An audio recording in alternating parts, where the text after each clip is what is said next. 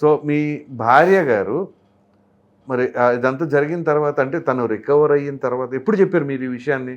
అమ్మా మరి ఎంత ఖర్చు అయిందండి ఏంటి? వాళ్ళకి ఒక ఆందోళన ఉంటుంది ఇంట్లో ఆడవాళ్ళకి ఏంటంటే, ఇప్పుడు మీరు అన్నారు చూసారా, ఏదో ఒక ట్యాబ్లెట్ వేసుకుంటే పోయిద్దిలే మరలా ఎందుకు ఖర్చు వీళ్ళందరికీ అనే ఉద్దేశంలో ఉంటారు కదా.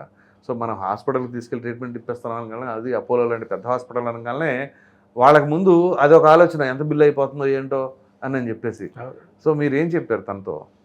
తను ఆందోళన పడిందండి. మావయ్య ఇంత పెద్ద హాస్పిటల్, అంతా మనకి విఐపి ట్రీట్మెంట్ లాగా చేస్తున్నారు ఇక్కడ, ప్రతిరోజు స్పెషలిస్ట్ వస్తున్నాడు, ఒక బంధువులాగా చూసుకుంటున్నారు నన్ను, ఏదో ఒక బంధుత్వం లాగా, ఏంటి మావయ్య అని బిల్లు ఎంత అవుతుందో చూసుకుంటున్నాను, అదే వాళ్ళ భయం అంతా అదే అని ఆందోళన పడుతుందండి తను. అప్పుడు చెప్పానమాట, అన్నయ్య చరణ్ బాబుకి చెప్పి ఉపాసనమ్మ గారితో మాట్లాడించి ఆమె ఫోన్ చేసి ఇదంతా జరుగుతుందంట మనకి, కాబట్టి వాళ్ళ బంధువులు అని అనుకుంటూ మనకు చేస్తున్నారంట. ఒక విధంగా ఆ మాట సార్ అంటే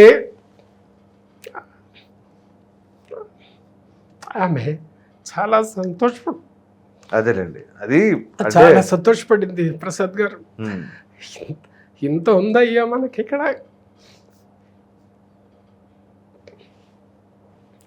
ఏమిటి సార్ నేను ఇక్కడ హైదరాబాద్లో చిన్న వేషాలు వేసుకునేవాడిని, అపోలో అంటే పెద్ద కార్పొరేట్ హాస్పిటల్లో ఇంతటిది దక్కుతుందంటే ఆ అరుణాచలుడు అన్నయ్య రూపంలో, చరణ్ బాబు ఉపాసనమ్మ రూపాల్లో అని మహదానందపడిపోయింది నా భార్య. దాంతో 17 రోజుల పాటు ప్రసాద్ గారు, 17 రోజులు ₹1 కట్టించుకోవాలి మాతో. మళ్ళీ తనకు ప్రాణం పోసి నాకు అప్పచెప్పారు. పునర్జన్మ. మా సంతోషంగా ఉన్నారు ఆవిడ. మా దుర్గ అయితే అసలు ఇక మనకి ఇంత బలగా ఉందా అని మహదానంద పడిపోయింది. అంతే కదా, అదే మానసిక స్థైర్యం. అది ఎంత ప్రపంచం అంతా మీతో ఉన్నట్లే కదా. అవును ప్రసాద్. ఎందుకంటే ఇక ఒక మెగా అన్నయ్య అనగానే ఒక క్షణం మీకు ఆవిడకి అనారోగ్యంగా ఉంది అన్న సమయంలో నా పరిస్థితి ఏంటి అన్న ఆలోచన నుంచి ప్రపంచం అంతా మీ వెనకాల ఉంది అనే పరిస్థితికి వచ్చేసింది. అవునండి, ఎంత కొండంత అండ. ఇంకా అది నా వరకు ఒకలా ఉంటే నా భార్యకి అసలు ఇక మహదానందం అయిపోయింది.